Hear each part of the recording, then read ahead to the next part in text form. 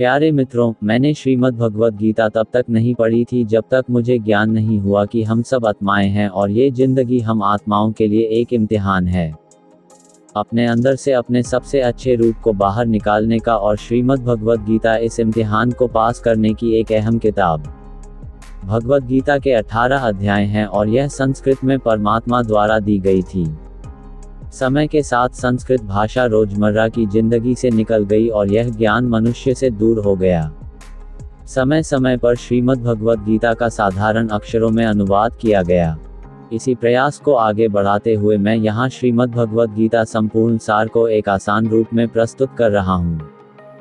ये ज्ञान परमात्मा ने भगवान कृष्ण के द्वारा सबसे बड़े धर्मयुद्ध महाभारत की रणभूमि कुरुक्षेत्र में अर्जुन को कुछ 5000 साल पहले दिया। ये वो वक्त था जब धर्म का बार बार उल्लंघन हुआ, परमात्मा का डर मनुष्य से निकल गया, लालच की होड़ में भाई ने भाई को मारने की कोशिश की और यही नहीं, एक ब्याहता को भरी सभा में अपने बड़ों के सामने अपमानित किया गया। इससे पहले कि मनुष्य जाति धर्म युग से निकलकर पूर्ण रूप से कलयुग में जाति युद्ध की रणभूमि में युद्ध से कुछ पहले परमात्मा ने गीता भगवान कृष्ण के द्वारा मनुष्य जाति के कल्याण के लिए दी। गीता परमात्मा द्वारा दी गई किताब है, जो किसी एक धर्म के लिए नहीं बल्कि पूरी मनुष्य जाति के लिए है, पूरी इंसानियत के लिए है, सब आत्माओं के लिए है।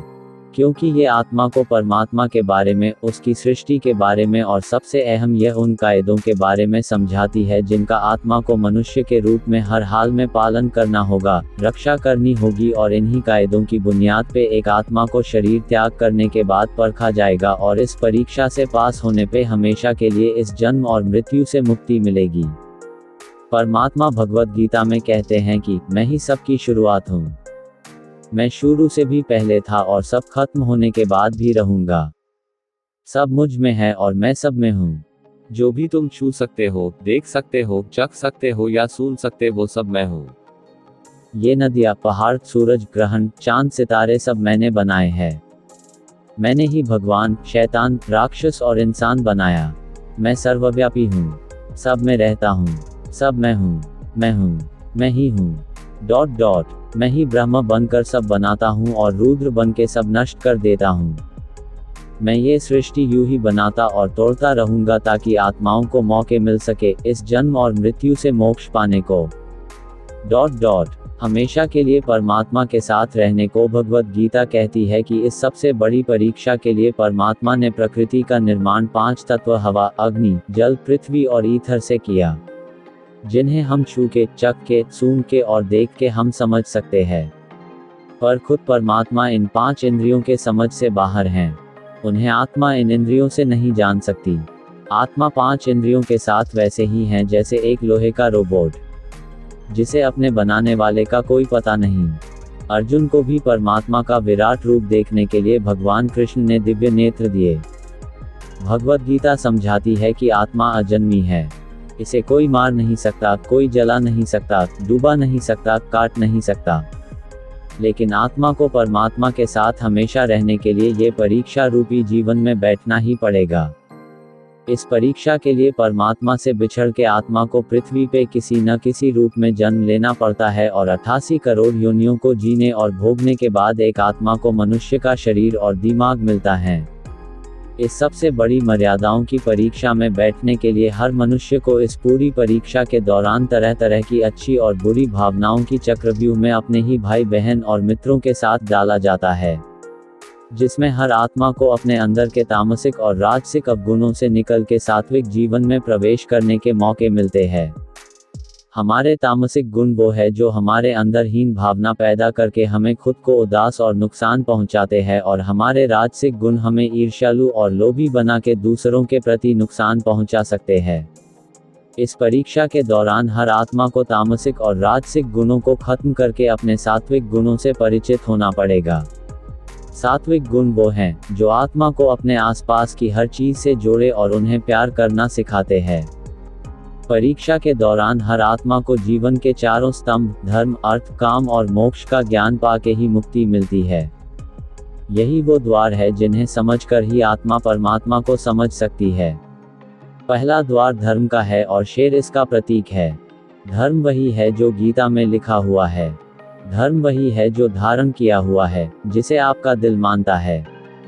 जैसे झूठ नहीं बोलना, चोरी नहीं करना, भगवान का निरादर नहीं करना, दूसरों को नुकसान नहीं देना, यही सब धर्म है।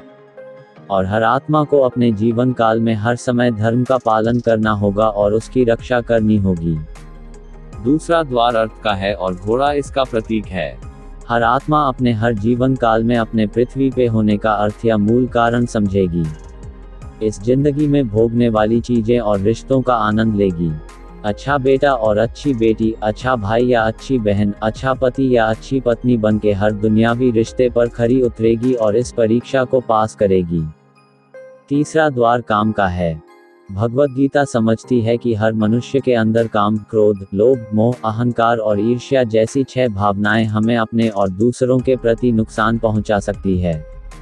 इन भावनाओं को हर मनुष्य को हमेशा अपने नियंत्रण में रखना होगा, क्योंकि इनके बहाव में किया हुआ कोई भी काम हमारे जीवन भर की परेशानी का कारण बन सकता है और एक आत्मा संतोष और सादगी से इन भावनाओं पर हमेशा के लिए विजय पा सकती है।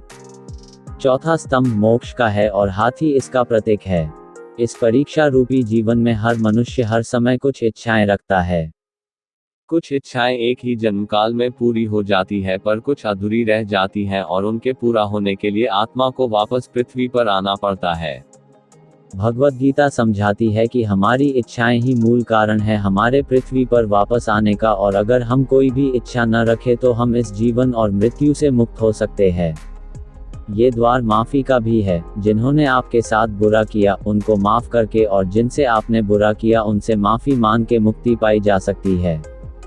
जब तक आत्माएं इन चारों दरवाजों धर्म, अर्थ, काम और मोक्ष को समझ नहीं लेती, तब तक इस आत्मा को बार बार मनुष्य के रूप में आना ही पड़ेगा। परीक्षा का समय खत्म होते ही आत्मा शरीर और अन्य सब वस्तुओं का त्याग कर देती है। जो भी संसार में रहकर बनाया वो अब किसी और होगा और आत्मा अपने कर्मों के फैसले के लिए चली जाती है। आत्मा के अच्छे बुरे कर्मों का हिसाब होता है। अपने अच्छे कर्मों के लिए आत्मा कुछ वक्त के लिए स्वर्ग और दुष्कर्मों के लिए नर्क चली जाती है। नर्क में आत्मा को अपने पापों के अनुकूल सजाएं मिलती हैं, पर सजा खत्म होने के बाद आत्मा को फिर से एक नया शरीर और नया दिमाग मिलता है इस परीक्षा में फिर से बैठने के लिए, और हर परीक्षा में वही सब फिर दोहराया जाएगा। जिंदगी के 4 स्तंभ धर्म, अर्थ, काम और मोक्ष को समझने के लिए हर जन्म में अपने कई जन्मों के कर्मों के हिसाब से हर आत्मा को कभी अच्छे तो कभी बुरे हालातों से जाना पड़ता है। लेकिन जब तक आत्मा परमात्मा के साथ योग को नहीं समझ लेती तब तक वो मुक्ति नहीं पा सकती। भगवद गीता समझाती है कि मनुष्य अपने शरीर, दिमाग या दिल से भगवान को पा सकता है। शरीर द्वारा किए कर्मों के माध्यम से परमात्मा को पाने को कर्म योग कहते हैं। ऐसे कर्म जो परमात्मा की इच्छा से हो और दूसरों के कल्याण के लिए हो। वाल्मीकि ने रामायण लिख के, श्रवण ने अपने माता पिता की सेवा और उन्हें 4 धाम की यात्रा कराकर अपने कर्मों द्वारा परमात्मा को पाया। श्रीमद् भगवद गीता समझाती है कि एक आत्मा दिमाग से भी परमात्मा के साथ योग लगा सकती है। इसे राजयोग कहते हैं, क्योंकि दिमाग या मस्तिष्क सब इंद्रियों का राजा है।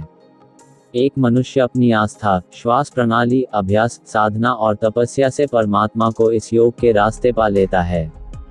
इस योग को समझने के लिए हमें अपने अंदर की एनर्जीज, शक्तियों यानी चक्र और कुंडलिनी को समझना पड़ेगा। आत्मा मस्तिष्क से ध्यान लगाकर परमात्मा के साथ योग लगा सकती है। शंकराचार्य, स्वामी परमहंस, स्वामी विवेकानंद और उनके जैसे कई योगी इस योग के रास्ते परमात्मा के साथ संधि लगा पाए। परमात्मा भगवद गीता में कहते हैं कि अगर किसी आत्मा को धर्म ना भी समझ आए, योग न भी समझ आए, पर अगर वो मेरी शरण में आ जाए तो मैं उसके सारे पाप माफ कर देता हूँ। परमात्मा को ऐसी दिल की गहराइयों से पुकार के पाने को भक्ति योग कहते हैं। चैतन्य महाप्रभु, मीराबाई और भगवान हनुमान इस योग के सबसे बड़े उदाहरण हैं। लेकिन कभी आत्मा अपने होने का मूल कारण भूल के धर्म का उल्लंघन करे या पाप के रास्ते पर निकल जाए तो उसे ठीक करने के लिए परमात्मा को खुद किसी रूप में पृथ्वी पे जन्म लेते हैं। तो मित्रों, आइए श्रीमद् भगवद गीता को पूरा पढ़ के इस जिंदगी के असली मायने समझें और परमात्मा के साथ योग लगाएं। अगर आपको यह भगवत गीता का सार पसंद आया तो इसे औरों के साथ जरूर शेयर करें ताकि सब आत्माएं अपने यहाँ होने का मूल रूप समझ सके और इस जन्म और मृत्यु से मुक्ति पाके हमेशा परमात्मा के साथ रह सके। धन्यवाद।